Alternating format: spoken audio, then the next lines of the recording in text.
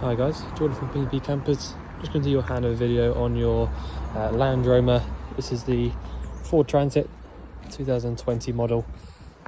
So under the bonnet here, we've got your washer fluid, which you can see there, topped up to the very top as part of the full service. Your brake fluid attached to the servo just down the back there.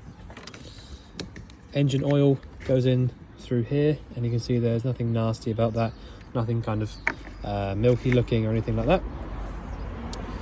Engine oil dipstick is the yellow topped one just down there. Your air filter sits inside this box just here at the top of the engine, just with these little clips here. Your engine battery sits under the floor in the cab in this particular model, so your positive terminal is here, and there will be a specific earthing point for this, but if I was you, I would go for this little engine hoist here. Engine hoists seem to be a really good earth. There probably, like I said, there probably will be a little sign somewhere saying this is the earth for jump starting, but to be honest, it doesn't make a huge difference. Just basically positive there, earth on that, and that's how you jump start the vehicle if you ever needed to. Your engine coolant sits up over here, and again you can see really nice colour of that, just the maximum line, and this is cold at the moment, so pretty much the perfect position for that. You've got a couple of bits, sort of more modern parts. You know, all these bits and pieces here are for your air conditioning. This is kind of like an ECU type thing, I believe. Yeah, I mean, there's not much else to show you really under the bonnet, to be honest. Just on the near side here, I open up the passenger door. You've got your bonnet release lever just there, and just inside here got your diesel filling cap, which you can actually just fill, just literally push it in like that, and your AdBlue down here. So the AdBlue isn't anything to worry about whatsoever. It does tell you on here a couple of bits about the fuel system, but basically the AdBlue, it will tell you when you need to refill it on the dash when you're driving. If it starts to get a little bit too empty, it will let you know, and basically give you enough chance to basically fill it back up again before you actually have to. You have to open the door up in order to open and close this, because there's a little latch just here stopping it from being able to be opened without having the keys to the van. Inside the passenger door, you've got your code up here, which I'm imagining is probably a paint code, and you've got your original chassis plate just there. So the vehicle weighs 800 kilos. It is a 2-litre diesel, 130 horsepower, blah blah blah. So that's all on there with your chassis number and all the bits and pieces that you might ever need in the future. I'll get around to the inside in just a minute.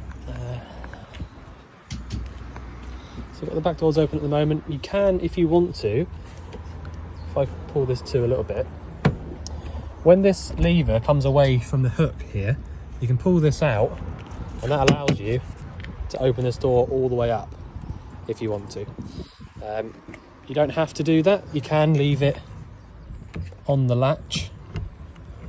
I'll get it up there so that it locks in like that, just like the other one, so that it locks in place like that, so it won't sort of like rock around in the wind too much. But if you do need to open them up completely, you can do that just by pulling it out.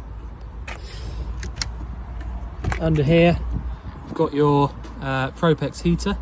So that's a Propex gas heater. You've got a little gas isolator tap just there for that if you ever needed it.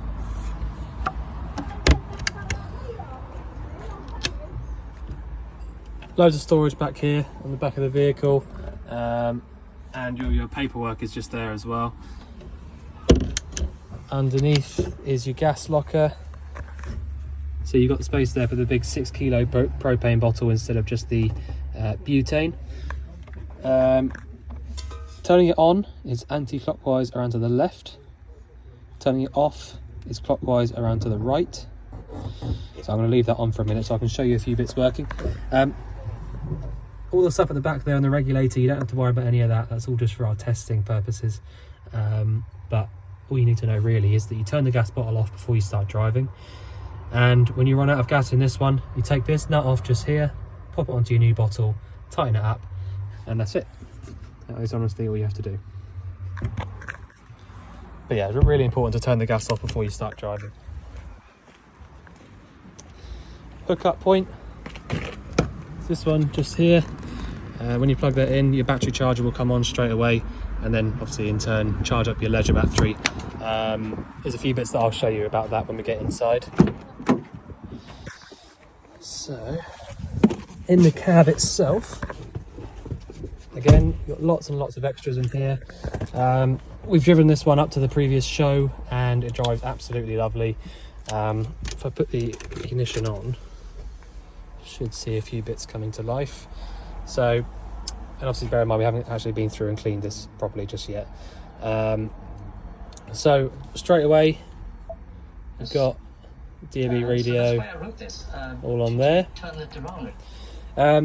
You can pair up your phones, devices, things like that, all sorts really, your Bluetooth phone, all that sort of stuff's on there. You've got your sort of blower heating system just there, heated windscreen, works from this button just here, heated seats, 1 to 3 on each side from there, and your hazard lights just there in the middle. You've got a start stop on and off button just there on the left if you didn't like using that. Traction control, drive modes, all those kinds of things just there. That's your parking sensors, and all of your lights. You can dim and brighten the dashboard lights as well. Electric adjusting mirrors, which fold in if you go the other way on those.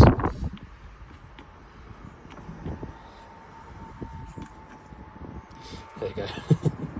So yeah, you can fold those in like that.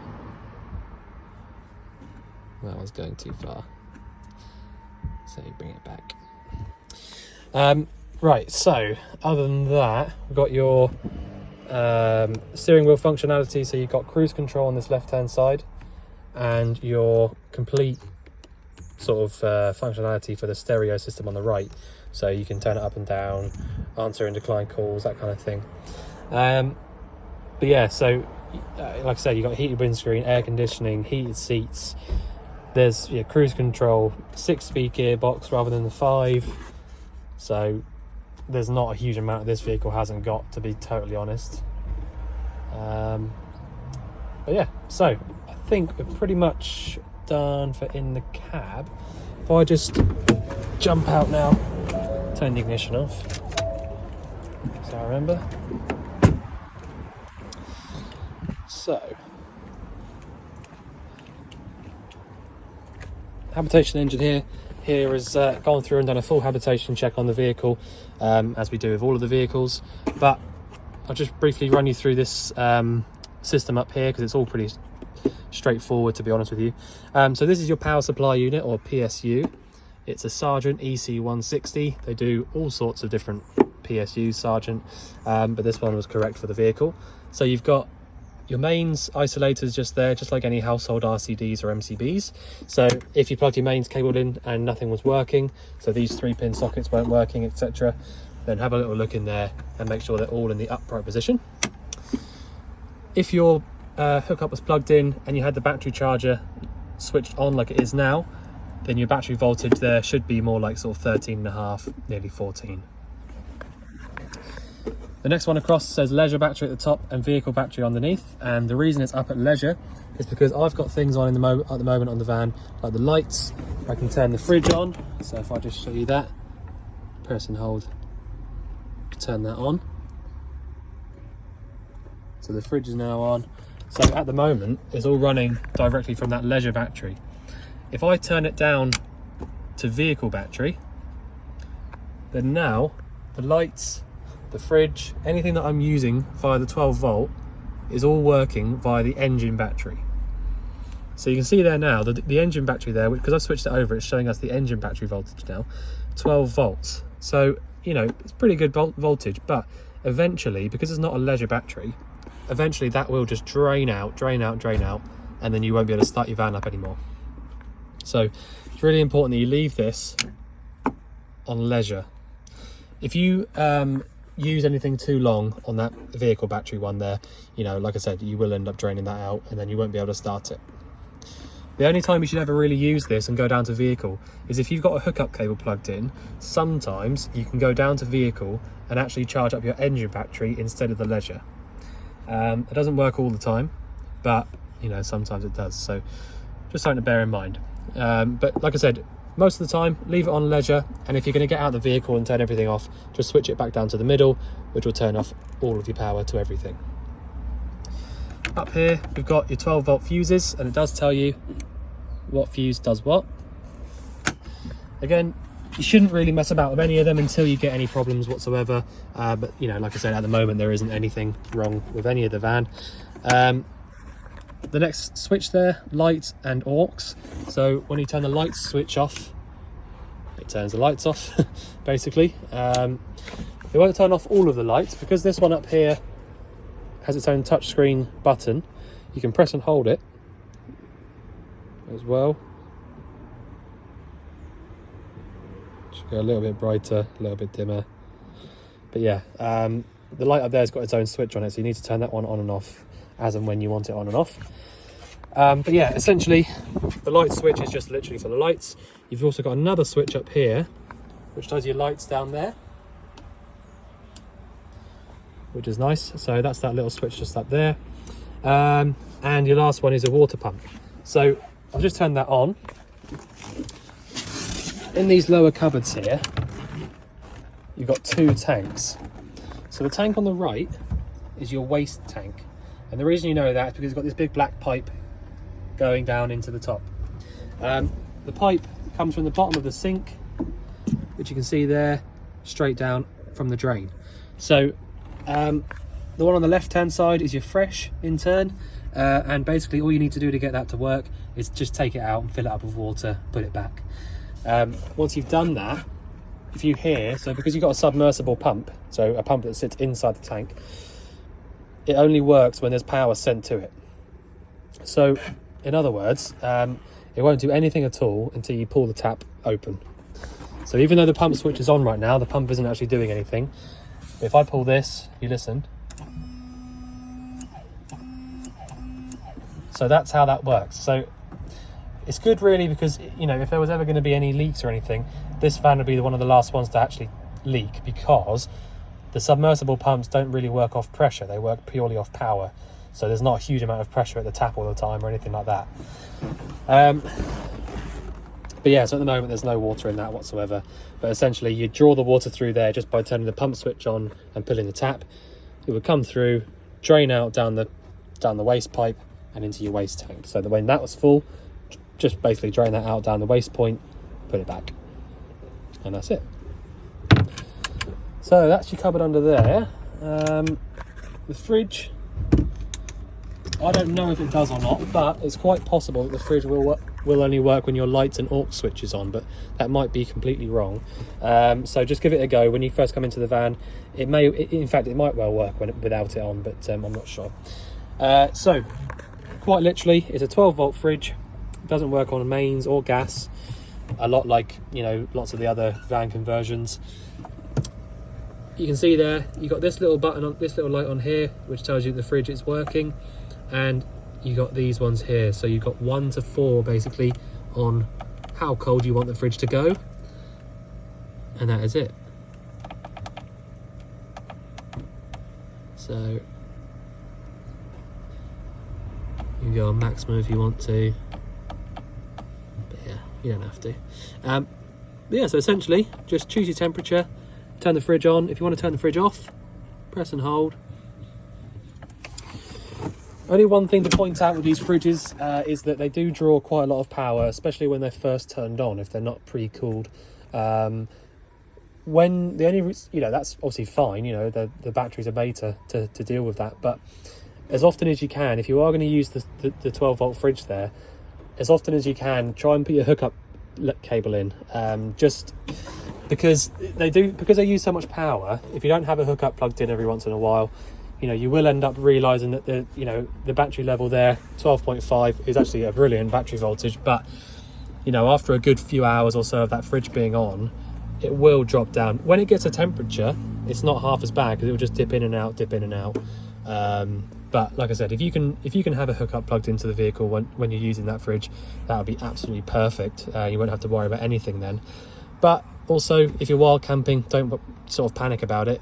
If your battery level does start to go down a little bit low, you can just start the engine up for a little while, or take it for a nice drive. And because it's a proper motorhome, you've got something called a split charger. So if your leisure battery voltage is down a little bit and you take the van out for a nice long drive, the engine battery gets charged up by your alternator, just like any engine battery does. But in turn, you also have a couple of wires that come from the alternator to the leisure battery as well. So essentially, the whole time that you're driving, you're charging up both engine and leisure batteries. And it kind of just charges them both at the same time. It means that anytime you drive it, you're putting charge into both. So if you do start running down a little bit and you don't have access to a hookup cable, just go for a drive, and you'll be back up to normal again. The last one up here is your Propex gas heater. And so if I just show you how that works, it's pretty simple. Although there are a few bits that I'd like to talk to you about that the habitation engineer sort of ran me through so that I understood it, because I've not really used lots and lots of these Propex heaters before. So if you want to turn it on, the main on and off switch is this little gas flame symbol here. So if I press and hold that for a second, that comes on. So if I click up here, 28 there is the temperature that it's trying to get to at the moment. Okay, there's a little thermostat in there as well. So essentially it's 20, it thinks it's 20 degrees in here at the moment. It will warm up until it gets to your desired temperature, which, like I said, is the one that you get to when you click through. So at the moment it's going to try and light up and get to 28 degrees. The red light in there means that the flame has lit up and that it's working. And if for whatever reason this doesn't light up, so for example, if you turn the gas off and forgot that you turned the gas off and it tried to light up, it would try and light up 5 times in its little sequence that it does. And after those 5 times, if it still doesn't work, you'll start getting this little light here flashing. If you notice that you come into the vehicle and that red light is flashing, it means that you need to put a little, Billy said about a paper clip. Push a little paper clip in there and press it twice. And what that will do is it will reset the entire little system there and allow you to start again. So the reason he wanted me to tell you that is because when it starts flashing like that, if it does, then the only way to get it to stop, apart from doing what I've just shown you there, is to take the power away from the heater, which is obviously a bit of a job, because the wire is behind here, the heat is down underneath the bed, etc. So it shouldn't ever really happen anyway, because if you're going to light this up, you should already have turned your gas on, and there's nothing wrong with the actual heater. So it shouldn't happen anyway. But if it does happen and this starts flashing at you, a little paper clip in there, press it twice, and then try again. Other than that, it's all pretty straightforward. It thinks the temperature's at 21 now. Just going to have this warm air pumping out through here and being sucked through from there. But yeah, it's it's working really well. It's actually hot already, to be honest with you. But that's it. So that's how your heater works. Turning it off, push and hold on that one, and that's it. The fan will carry on for a little while just to cool it down, because if it just literally turned all the fan and everything off straight away, it would just overheat. But yeah, so that's how your heating works. I've shown you how your tap and stuff works. I'll put the little bung in there for a minute.